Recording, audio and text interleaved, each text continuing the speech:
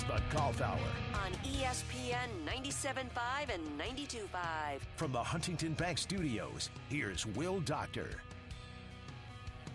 We now head to the guest line and welcome in PGA Tour member Max McGreevy, who is fresh off a scorching fall season, most recently recording back-to-back top three finishes at the Butterfield Bermuda Championship and the RSM Classic, and 2026 will be his fourth full season as a PGA Tour member. He won 3 times on the Korn Ferry Tour and was also part of a national championship winning team at Oklahoma in 2017. We're fired up to have him on the show on a Saturday morning.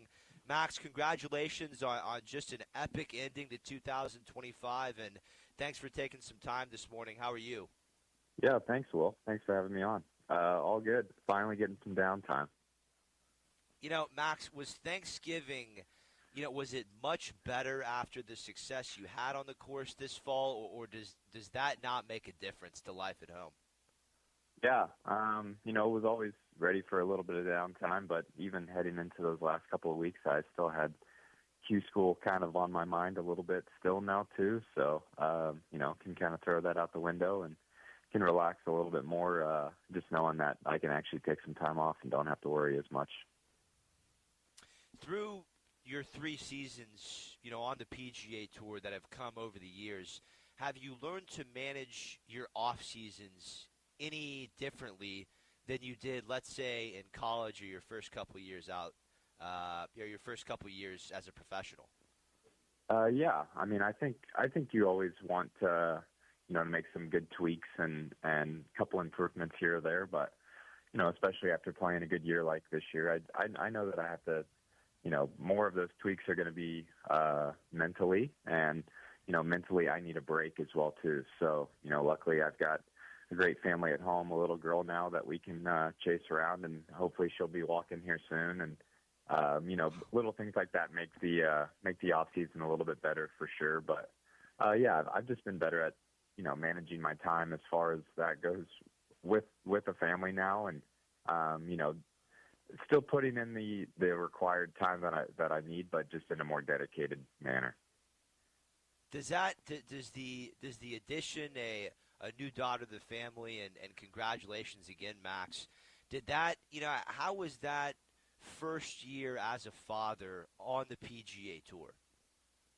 Yeah, it was awesome. I mean, we have such a great perk of having daycare with us on the PGA Tour to allow my wife and daughter to come on the road a little bit, give my wife a little bit of some freedom. But, if I'm gone for 25 to 30-ish weeks a year, I want to be able to see them as much as possible. So, having them with me a good chunk of the season really not only, uplifted me in my bad times, but, they were there when it was just, a couple bad days or good days or whatnot. My little 11-month-old girl doesn't know any better, so she's got a big smile on her face, and you just have a little bit of fun after every single round instead of thinking about golf all the time. And has your structure as far as practice changed as a father? And I think what I mean by that is, I didn't know you before you were a dad, Max, but I'm wondering, did you spend all day, all night practicing, whereas now as a dad things are more structured, or have you always been structured with your practice? No, I'm definitely not as structured. I definitely like to play a lot more. I like to play games. I like to play, with other, guys, competition type of thing. So I still try to do that, but it's a little tougher now. I mean, I definitely like a good, 3-hour session if I can every day to get away, get my work done. But there's not very much lollygagging going on in that practice session type of thing. And I have to take a couple days here and there to go play with the guys and have some competition. But yeah, really, on the drive out to the golf course, thinking about exactly how I want that session to go and make the most of it, so then we can enjoy the afternoon with the family. We're here with Max McGreevy, PGA Tour member on ESPN 97.5 Houston. Max, the putt that I'm going to remember from the 2025 Fall Series is the 30-foot birdie putt you made on the 18th at the Seaside course to shoot that final round 63 at the RSM. I'm just wondering, over that putt and in your preparation for that putt, did you have an idea of what was on the line as far as the Aon Next 10 and your security in the top 60? Was any of that going through your mind over that final putt on 18? Not really. I mean, it was still not playing super hard out there, I feel like. So I still felt like I was going to come up short, even if I birdied 18. Obviously, in my mind, I knew that if I did, then would probably end up solo second, which was obviously the benefit of it. I still didn't think that was going to be enough to secure the Aon Next 10 type of thing, move into 60th place. I didn't know where everybody else was at as far as that went, but yeah, I mean, kind of all the chips aligned there right at the right time for it all to go good. And unfortunately and fortunately, I feel like that's how it goes sometimes. The chips fall perfectly or they don't type of thing. So was happy that putt went in, but honestly, was just trying to cozy it up there a little bit, and luckily found the bottom of the cup. I had some popcorn ready for a potential playoff between you and Sammy. I was ready to roll for the potential of that to happen. And I know you told the media last Sunday, Max, that you didn't really know at that point what had clicked for you over the last month of the season. Obviously, before Bermuda, T11th at the Black Desert, and just had a really solid fall series. Do you now know what clicked? Has anything changed since last week? If anything, I would say just I actually put 4 good rounds together in golf tournaments just kind of consistently. I mean, and it's not that anything changed as far as that went. I didn't play any safer or anything like that. I just think that was what was deterring me throughout most of the season was I actually felt like I had a pretty good year. I just had a Saturday where I shot 72, 73, or maybe a stretch somewhere where I went 3-4 over par in a 9-hole stretch, and it just I don't know that those things just can't happen if you're going to have a top finish on the PGA Tour. So luckily I just felt like I didn't make any crucial mistakes or runs of bad mistakes over the course of the last couple of months, and I think that was just confidence building as well as just week after week went on, and luckily I just kept trying to shoot as many under par rounds as I could coming in, and they just kind of stacked on top of each other and just grew some confidence that way. Incredible stuff. Now, you set the record this year for the most consecutive fairways hit. You hit 60 fairways in a row. It's the second most of all time. And Max, I'm not sure if I've hit 60 fairways in my life, but when you play with the weekend golfer, you said you like to play games and like to play with fellow professionals, and I'm sure you play with a lot of average amateurs, whether it be at home or in pro-ams. What's the common mistake you see them make with the driver? I mean, it's probably overswinging for the most part. I mean, we all tend to do it, over the course of 18 holes or a couple rounds or something like that. It's just, especially for, the average golfers that I play with, maybe they don't play too often, so then they're so excited to get that driver in their hand, the once a week that they play or something like that, really want to hit that long ball type of thing. I mean, I'm super short when it comes to standards on the PGA Tour for sure, but no, I know how much the short grass helps as well. So the term wouldn't be guiding it in the fairway, but it's just not a long ball every single time type of situation. You have to assess the situation and what the shot kind of calls for type of thing. We've got Max McGreevy joining us on ESPN 97.5 Houston. Max, I just have a couple more questions for you. You've got 3 full PGA Tour seasons under your belt, but you've also won professionally in spots like Japan and China, 3 times on the Korn Ferry Tour, as aforementioned. In what ways did that global experience kind of shape you into the player you are today, if so at all? Yeah, a lot of different adversity. Even over the course of a PGA Tour year, we're playing 3, 4 different types of grasses, from week to week to month type of thing. Just a bunch of different,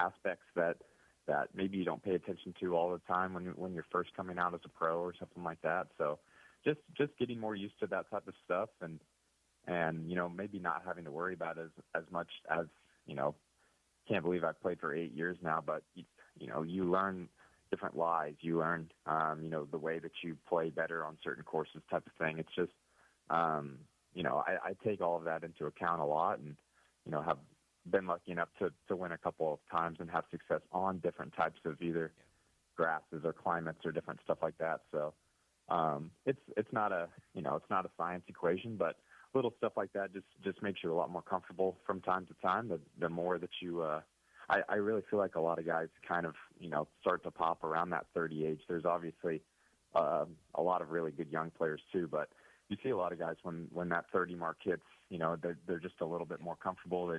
They've been around a little bit more and just aren't worried so much week to week about, the differences of where they're playing. And as far as, when you came out and first turned professional, has the team around you changed at all as you've accumulated years as a pro, or has it stayed the same for the most part? Yeah, it hasn't really changed a ton. The only real addition was I've never really had a set in stone swing coach. My dad played college golf, tried to play professional golf a little bit. He's kind of always watched my swing, short game type of stuff. I started working with Michael Gellerman in February. ESPN 97.5. I assumed you knew. Hey, Lance Zierlein. Max, I'm not sure what that was there from Studio 1A. I hated to interrupt your answer there, but please continue. No worries. Yeah. So we started working together in February, type of thing. I hadn't even made a cut yet, but it's, Gellerman played 2 years with me at Oklahoma. He played a couple of years on the PGA Tour. Not only is just having somebody that knows the game and has been around, those situations mentally too that I can roll through, but also a good golfer in his own mind can beat me. It's nice when your coach can beat you. You know what I mean? In your off weeks type of thing. So it's been a good relationship that we've had, and excited for it to continue. But other than that, no, I've had a great team since the start, and I have a great support system. It's pretty remarkable what it takes sometimes, as far as the team goes, and I'm super thankful for everybody on mine.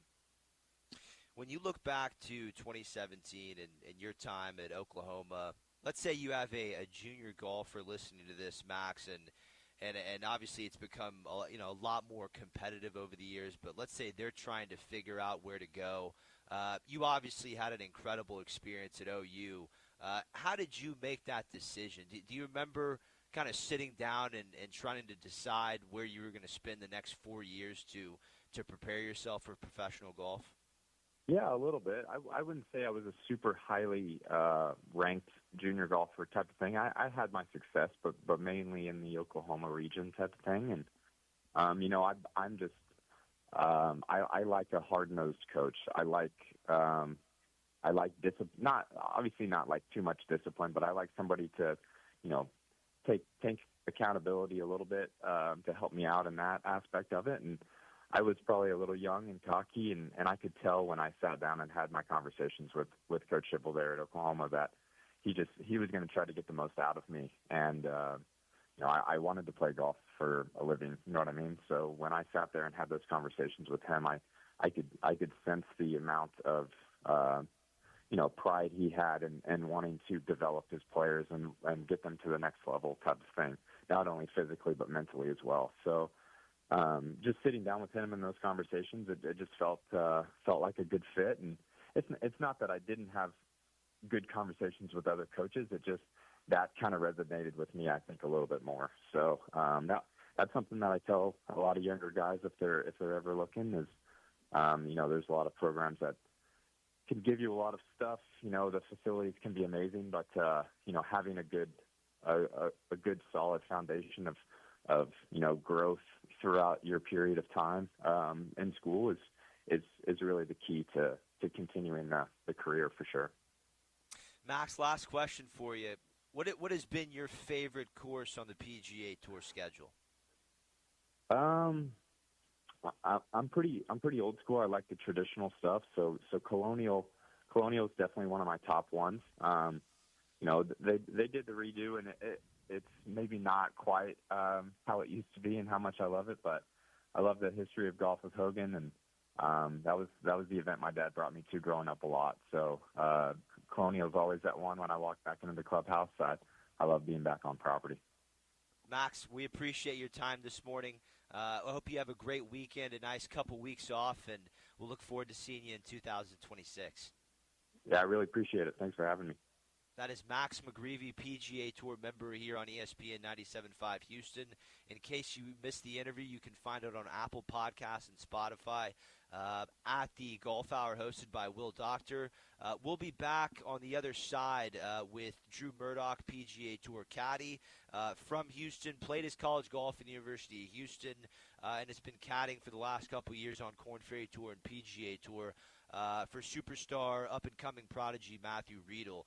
So we'll look forward to hearing from Drew. Great to have Max aboard. A little bit later in the show, once again, we'll get to the review of the Skins game. Maybe we'll do some of that with Drew.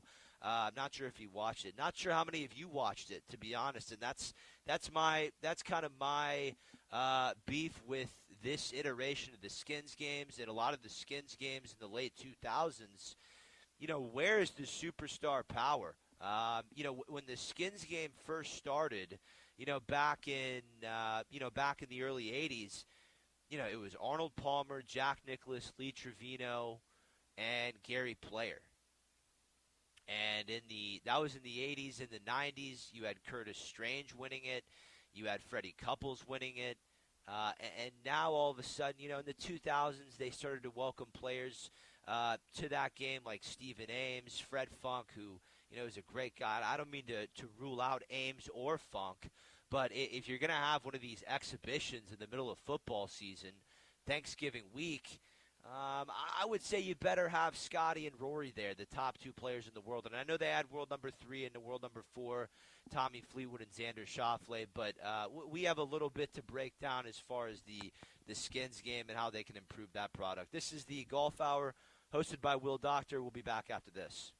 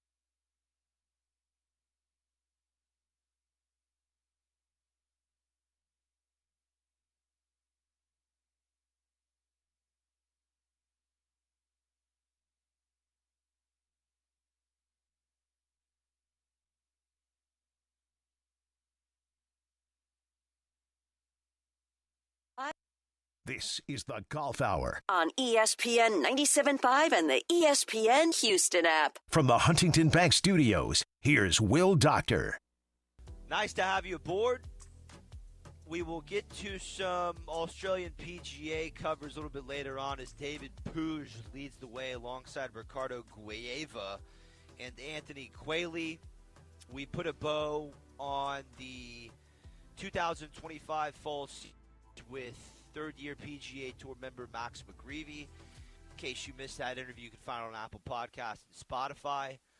We stay on the guest line. Welcome in our good friend Drew Murdoch. And in case you missed the start of the show, Drew was born and raised in Houston, played college golf for the Houston Cougars, and has been caddying over the last 2 years for Matthew Riedel, also a Houston native who played his college golf at Vandy. And Matthew has worked his way up the Korn Ferry Tour and PGA Tour. Drew's been right there with him the whole way. And Drew's also a superstar writer. He's chronicled his week-to-week journey on social media at Murda on the Bag. Drew, thanks for joining me this morning. Hope you had a wonderful Thanksgiving, man. How are you? Doing well. How are you? Happy to be on. I didn't know I'd be following up Mr. Max McGreevy. What a guy. How many times did y'all get paired up with McGreevy this year, or over the course of the last couple years, Drew? You know, we haven't actually been paired with Max, but funny enough, they did a mentorship program for PGA Tour U for these guys coming out of school, and Max was Matthew's kind of mentor, so they went back and forth a lot, and I've just kind of gotten to know Max a little bit through those two, and he's a stud, man. What do up-and-coming rookies need to be mentored over when they first get their PGA Tour card? Everything. I think the hardest part for these young guys is mastering Monday through Wednesday. That seems to be a really difficult adjustment because when you're in college, you show up to these tournaments with 5 other guys, you play one practice round, you go to sleep, you eat a hotel breakfast, and then you go play 36 holes.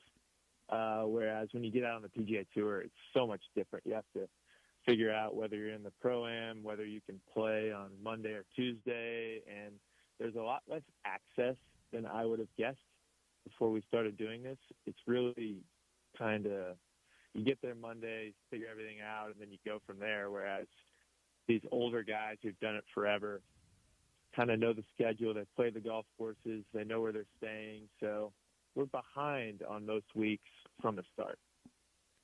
Drew, do you have a tough time, like in college, it seems like you don't really have time to think. You know, you go to class, you go to practice, you go to workouts, you got your tournaments. Do you see any younger guys struggle with the amount of time they have on their hands in the world of professional golf? I don't know if I've necessarily seen other guys struggle with that, but it is very easy to turn a 3 or 4 hour day into an 8 hour day just with the amount of access and things to do at every golf course. I always joke to Matthew that nobody's better at turning a 4 or 5 hour day into a full day than he is, just because you can eat a couple meals out there, you can work out, get treatment on your body, play 18 holes, and then go mess around with equipment, tour trucks, manufacturers. They really have everything out there for you. So it's kind of almost a maze of just like zigzagging back and forth with how you spend your time sometimes.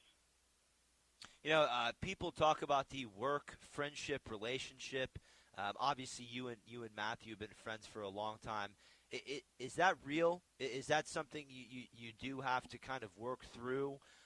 Or does everything, you know, your relationship, whether you're working for him in the middle of a round versus, you know, maybe just enjoying a meal with him in the afternoon, was that work? Has that been work for you, or do you feel like you're living a dream, Drew? Both. You know, there are days where it feels like it is work. You know, when you play 5 or 6 tournaments in a row and you miss all those cuts, I can promise you it's not the most fun reality to live through. But at the same time, when you take a step back and look at what you're trying to accomplish and where you are and who you're playing against, it's really cool. And to kind of watch my friend go through that and watch him play at the highest level on the highest stage with everything in the world to play for, it really is amazing. So every person I talk to always says, "Oh, dude, you have the coolest job in the world." And that's rarely lost on me, but don't get me wrong, when it's a Monday in the Quad Cities and you've just driven 7 hours from Detroit, it does feel a little bit like work sometimes. We've got Drew Murdoch, PGA Tour caddy, joining us on ESPN 97.5 Houston. Drew, how many events in total did you work this year? How many cities did you go to? We worked, I think, 25 events, so 25 cities, I guess. And what constitutes as a successful day as a caddy? Golf, as you know, crazy game. The success rate on a day-to-day basis, based on, I guess, how we evaluate things. I think the majority of time you get off the course and you're thinking, I could have played better. There's always room to improve in this game. So how do you not drive yourself crazy as a caddy? How do you grade a successful day? I think just being prepared. I know that's not a very sexy answer, but the days when I'm most frustrated are the days when I feel like I wasn't very helpful for Matthew out there. And there are times where I'll look at him and be like, "Man, I'm sorry. I'm coming up with all the bad ideas for you right now. I'm trying my hardest, but it's not working." But being prepared, I mean, Monday through Wednesdays are super important for caddies, getting to the golf courses, and that's really where all the work is done. So by the time Thursday comes around, it's just kind of how's he playing and how can I assist him to get comfortable and play as well as he can, because that's really the main objective is to just let him play golf because he knows how to do that pretty well. Is there any you versus you kind of fighting going on? Maybe Drew versus Murda, or however you put it to yourself, when you're trying to figure out whether you should stay silent or offer your advice in a somewhat high stakes scenario. Do you ever have that battle with yourself? Absolutely. That's by far the hardest part of caddying is not necessarily knowing what to say, but knowing when to say it. Because, I've played golf at a reasonable level to know that the wrong comment at the wrong time can be super unhelpful. And it's always a constant battle of, am I saying too much? Am I saying too little? How can I help him get comfortable? Because these guys are playing for so much. If I can get Matthew's head out of, this putt might be worth $500,000, then that's probably going to be helpful. But knowing what to say and when to say it are so important, and I think I do a pretty good job of that just because Matthew and I go so far back and we can kind of talk about whatever we want out there, which is not necessarily always the case. I don't think I've ever asked you this. Where did you first meet Matthew? Where does this relationship start? I think it was like 10U baseball in SBMSA. Just got on the same baseball team, and kind of a friendship grew from there. It was, I think, the Tar Heels baseball team. So Matthew's a pretty good pitcher back in the day. Yeah, could he throw it a little bit, Drew? Was there a potential future there as far as the MLB? How much baseball did he play? Oh, not that much. I'm not going to pump his tires too hard, but he was a good Little League baseball pitcher. Yeah, it's funny how that translates. There's so many great golfers who grew up playing baseball. But Drew, I appreciate you letting us into your relationship and your year, with Matthew and kind of what it takes to be out there week to week inside the ropes. I want to ask you a couple questions about the media. I mean, you do a great job, chronicling life on tour as a caddy on social media, and you also do a wonderful weekly blog on DelCampoGolf.com. I love the weekly dispatches that you're putting out there week to week, and obviously it's, as we've talked about, it's something that's missing from the world of golf media. What's when you when you have kids coming up to you at the RSM, and you're in the middle of your job, but you're also putting on a great product on social media. I know you know that. How did you kind of create and maintain a protective bubble to maybe minimize distractions this year? Is that not even something that's really going through your head? It's changed a little bit over the last month or two just because my page has gotten a little more popular recently. The first, I'd say 75% of the year, it was more of a passion project of, I made an account just so that my parents and Matthew's parents kind of knew we were alive just because we don't send them very much content.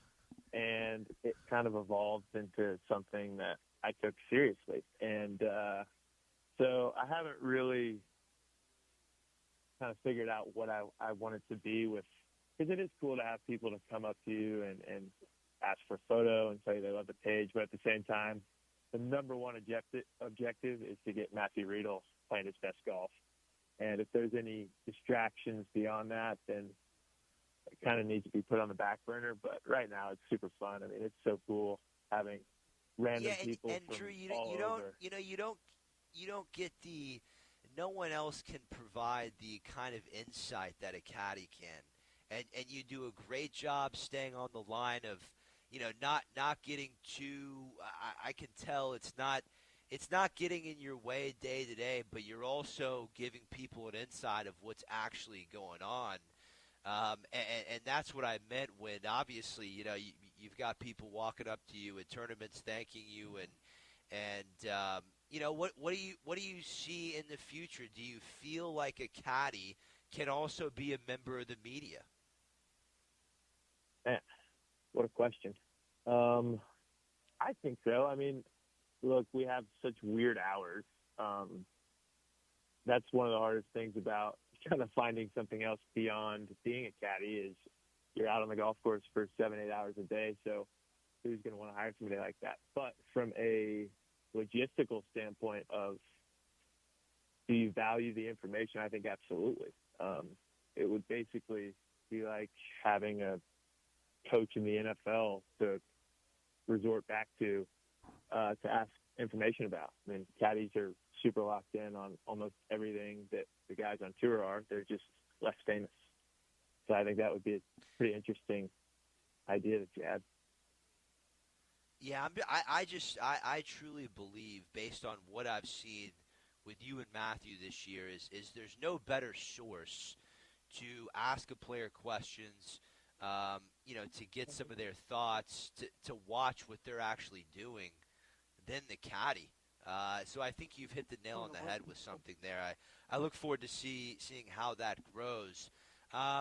Drew, let's see. I have time for a couple more questions for you. I'm interested to hear how your job changed, if at all, moving from Korn Ferry Tour to the PGA Tour. Yeah, it didn't change a whole lot, other than I need to expect a lot more from myself. There's a pretty big difference in the guys out here and the guys on the Korn Ferry Tour caddy-wise. Just, I think the guys on the PGA Tour really take it seriously, like it's a life or death job.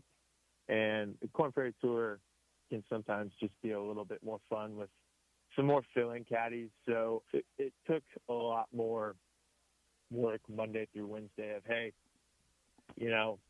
I'm going up against Ted Scott or Tim Tucker, guys that have been caddying for 25 years with some of the best players in the world. Like, how can I give my guy the best chance to play good golf? And that's just spending more time on the golf course, spending more time with Matthew. And so I would say the job didn't really change, but the expectation of quality work was just elevated a little bit. Who's a vet caddy that you've learned the most from, that you enjoy spending time around the most and picking their mind? Man, that was something I was really nervous about coming into it, just because I'm. Are you trying to do your own thing, Drew? Are you trying not to get influenced? Thing, yeah. But a guy named Michael Burns, who caddies for Hayden Springer, was super nice early. We put us in at Torrey Pines, and I remember he gave me his phone number and just said, hey, like, if you ever need anything, call me. And he gave me a much-needed bunker lesson, and he's just been a guy I can always rely on if I ever need anything. So a lot of the older caddies have been super nice, which I really was nervous about, but they've been all pretty good. Drew, when you were playing golf at the University of Houston, is this something? And I know you spent time at some clubs in the summertime. Went up to Marion. You've caddied at some unbelievable places. For an up and comer who is trying to figure out maybe their place in the golf world, maybe they're thinking about caddying. How do I put this? When did it really start to become an interest in something that you really wanted to do? It's a good question. I still don't know if I want to do it. So my advice to people is become friends with a PGA Tour player when they're about 10 years old and ask nothing of that guy until you turn about 24. I just got really lucky. He didn't have anybody coming out of college, and I'd been caddying at Marion over the summer, so he knew I could at least walk and carry a bag without too much trouble. But I don't know. I think more seriously, it's just go try to do it.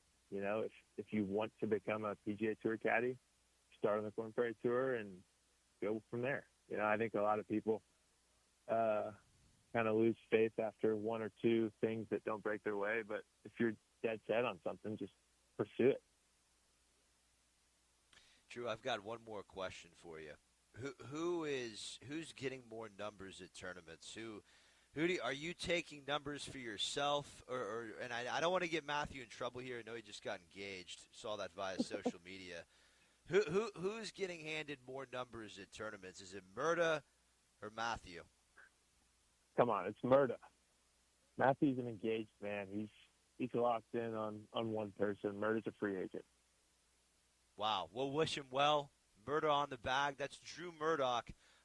Drew, we appreciate the time. I know we could sit around and chat for a couple hours. I look forward to doing more of this in 2026. But we got to cut to break. We appreciate your time and have a wonderful weekend, my friend. All right, that's Drew Murdoch, PGA Tour caddy. We'll look forward to keeping track on him in 2026, as well as Matthew Riedel, who he's on the bag for, and we'll keep an eye on as far as great players coming out of the Houston area.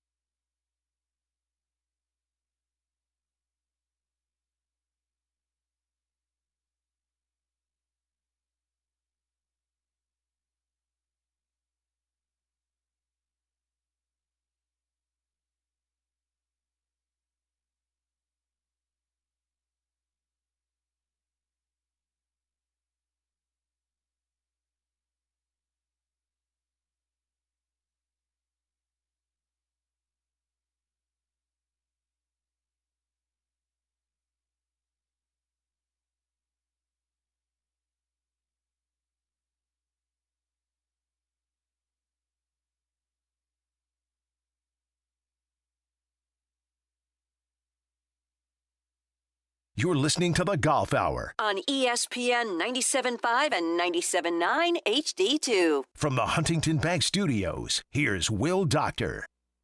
Nice to have you aboard. Back to the guest line where we welcome Christian Maas of South Africa. Maas is ranked second on PGA Tour U as a senior for the Texas Longhorns, and he just won the World Team Amateur by 10 shots with a 4-round score of 22 under par. Christian, you're on with Charlie and Will.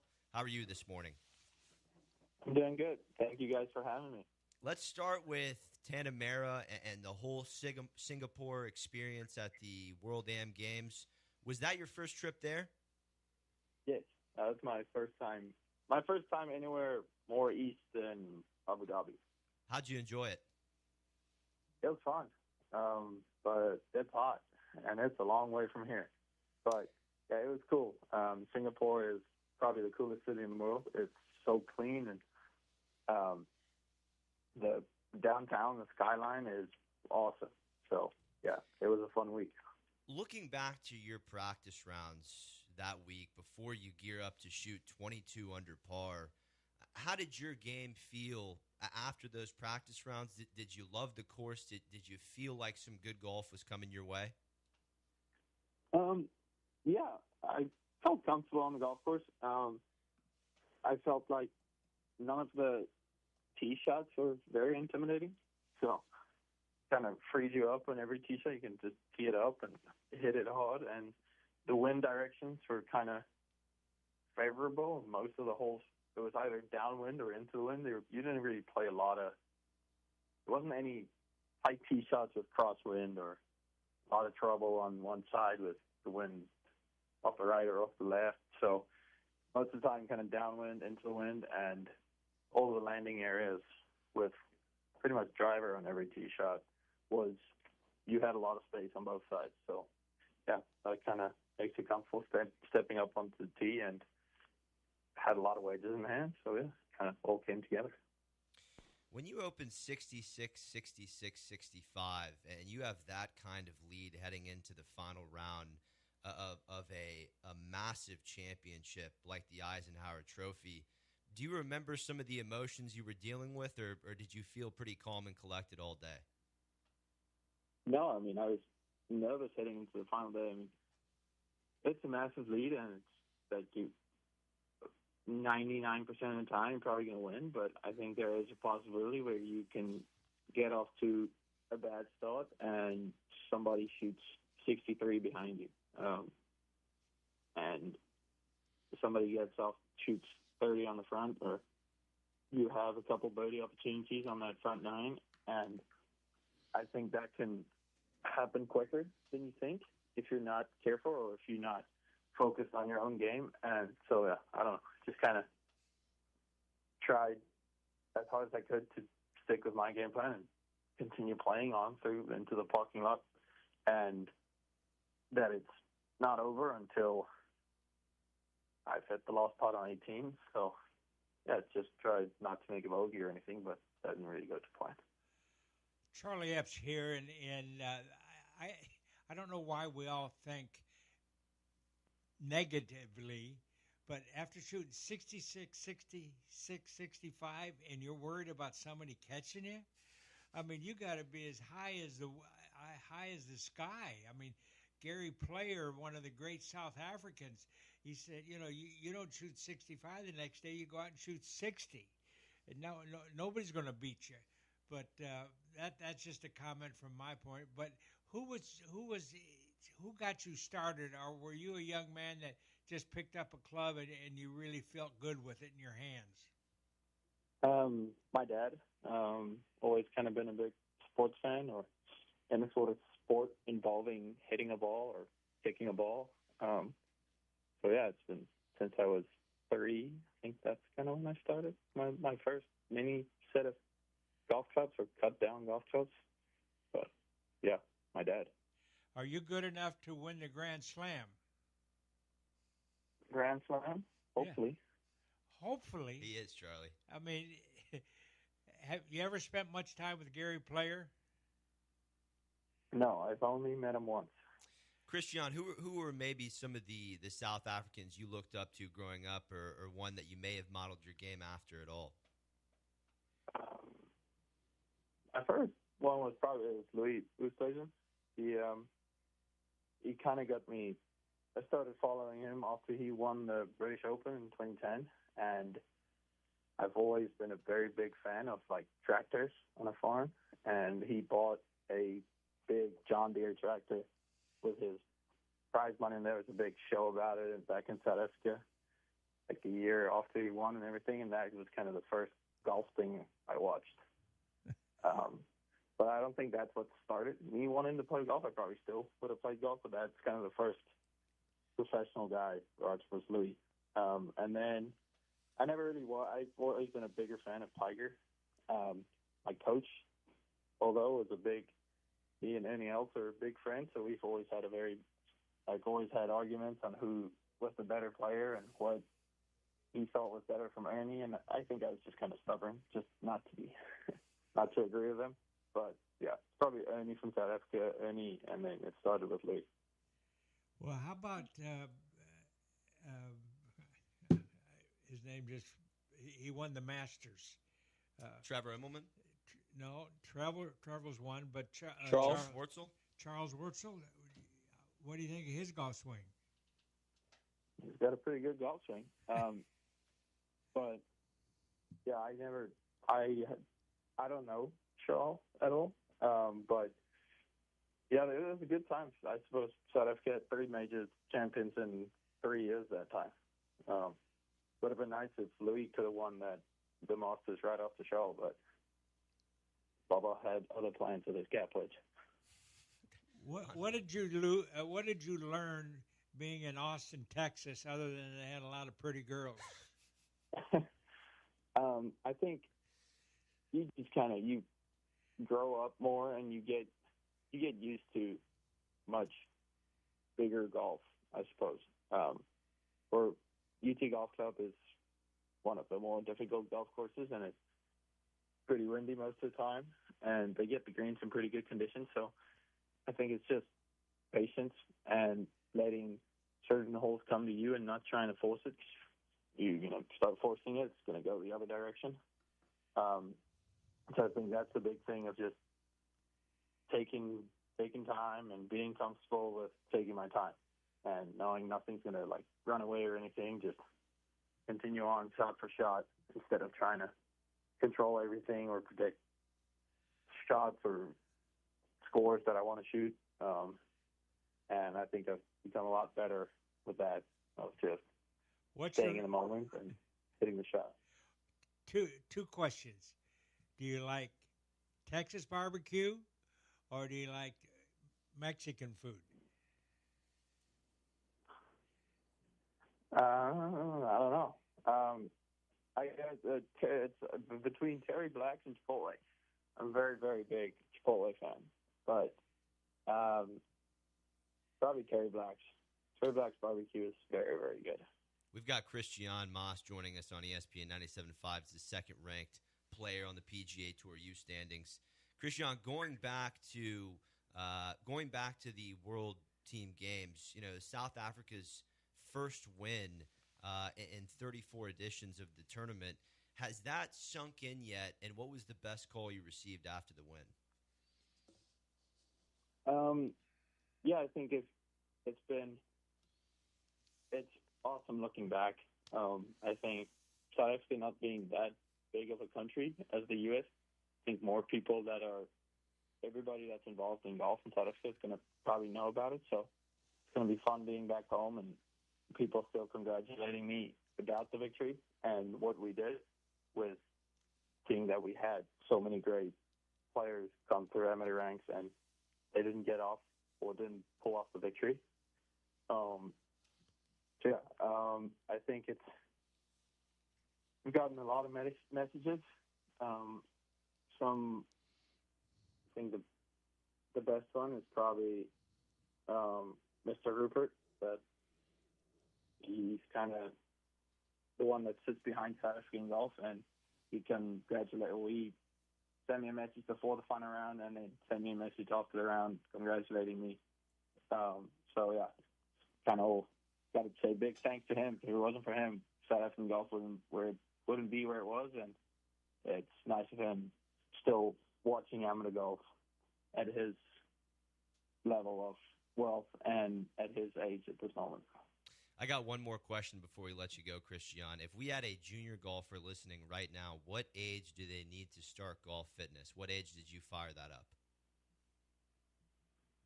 I don't know. I think for me, I don't think you're going to be – if you want to play golf, you know you're going to want to play golf. Like when I was 10 to 18, I didn't want to play any other sports. I wanted to be on the golf course every day. And I wanted to do that. My parents didn't force me or anything. So I think if you want it and you want to go to the golf course every day, you can go to the golf course and just hit balls and continue to hit balls and chip and putt a lot.